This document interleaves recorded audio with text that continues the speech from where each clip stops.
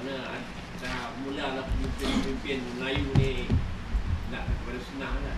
Masuk sunnah dia tu kan. Mudah-mudahan insya-Allah. Ada soalan tuan? Insya-Allah nanti kita akan sambung tentang tanggungjawab Rasul.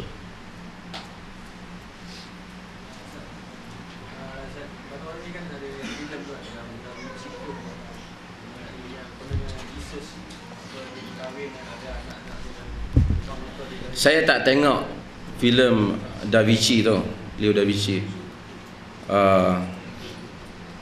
Saya pun tak tengok lukisan dia Mona Lisa. Tapi tahulah Da Vinci Code ni terkenal. Tapi filem itu bukan saja menyanggahi kita, menyanggahi Kristian, dia menyanggahi kita juga. Saya tak tengok lah. Tapi kesimpulan, kita tak dapat terima walaupun dia menafikan Nabi Isa disalib. Betul di sudut tu. Tapi menyatakan Nabi Isa berkahwin, kemudian bersekian-sekian. Banyak benda yang dicerita tu tak sama dengan apa yang terkandung dalam ajaran Islam.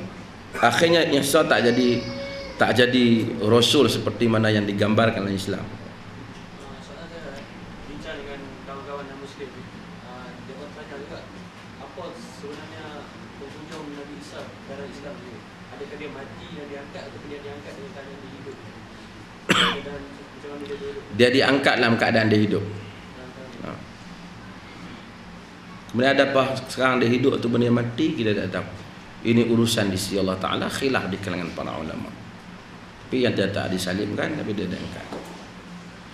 Wa ma salabuhu walakin syubbiha lahum. Wa ma qataluhu wa ma salabuhu walakin syubbiha lahum. Mereka tidak membunuhnya, mereka tidak mensalibnya, tapi mereka dikelirukan. Ya. Dan kalau kata tertukar buta tu apa okey? Ya. Syubbiha lahu ni maksud mereka dikelirukan. Orang yang mengkhianati dia tu mereka sangka dia tu Isa, sebenarnya dia bukan Isa.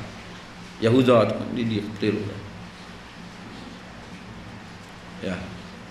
Ustaz, cerita Nabi Musa dengan Nabi Khidir tu, apa hikmah dia sebenarnya kita boleh ambil daripada cerita tu? Cerita tu nak menunjukkan bahawasanya ilmu yang Allah Ta'ala berikan di antara suatu Nabi kepada suatu Nabi berbeza.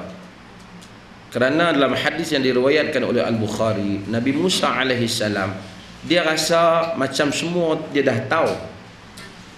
Sedangkan Allah rahmatnya luas, maka ada lagi yang diberikan pada hamba lain yang Nabi Musa tak tahu. Maka Allah suruh dia mengembara supaya dia melihat ada orang lain yang tahu apa yang hang tak tahu. Maka Nabi Khidir berkata bahawasanya aku tahu apa yang tak tahu dan hang tahu apa yang aku tak tahu. Sebahagian yang diajar pada Musa tak diajar pada Khidir, dan yang ada pada Khidir tak diajar kepada Musa.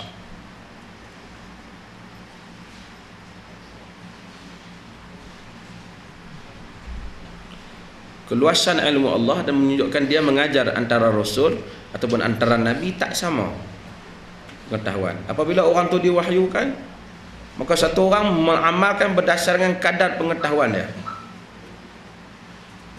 dan kadar perintah yang Allah perintah kepada dia. Nabi Musa perintah dia untuk Bani Israel, dan amalan dia untuk Bani Israel tidak merangkumi Nabi Khidir. Ya. Ustaz, boleh Ustaz terangkan secara ringkas manhaj dakwah dan manhaj tarbiyah yang dipahami oleh golongan salaf? Kerana ramai yang klaim yang dia orang ikut manhaj itu. Jadi secara ringkas ni boleh Ustaz terangkan? Saya tak mau nak cerita pasal itu, tapi saya nak lupa, saya nak buat ulasan saja. Saya 2-3 hari ni banyak 2-3 orang hubungi saya, 3-4 orang telefon pejabat. Kita ada sahabat kita yang mengajar juga, yang klaim sebagai sunnah.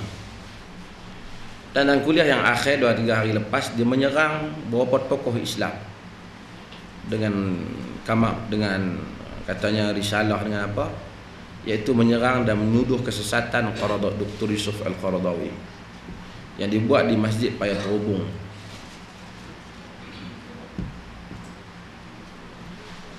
Kita sangat duka cita dengan perkembangan pendakwah daripada Johor ini, kerana ia akan membabitkan ramai orang nanti. Kita ingin beritahu mesej kita di sini bahawasanya kita berlepas diri daripada perkataan ini, dan kita tak kena mengena, dan kita menganggap ini adalah hulu dan melampau dan fitnah. Menuduh bahawasanya Qaradawi menyatakan tak boleh menentang, tidak boleh bermusuh dengan orang-orang Yahudi dan Kristian. Secara umum begitu menyebabkan orang salah faham. Tuan-tuan, adakah Islam sentiasa menyuruh kita semua berperang dan bermusuh dengan Yahudi dengan Kristian, jumpa Yahudi, jumpa Kristian nak katok? Adakah Islam suruh macam tu? Tak. Kalau Kristen Yahudi kita nak katok, jumpa Buddha lebih patut lagi kita katok, betul tak? Hindu lebih patut lagi kita katok. Pasal itu langsung tak kena ajaran langit. Tetapi Islam kata, Islam hanya memerangi mereka yang memerangi Islam. Islam tidak memerangi mereka kerana mereka Kristian ataupun Yahudi. Itu bukan sebab mereka diperangi. Tapi mereka diperangi apabila mereka melampau dan menyerang Islam. Betul tidak? Maka dengan itu orang Yahudi dan Kristian boleh tak hidup di bawah kerajaan Islam? Boleh tak hidup dengan aman?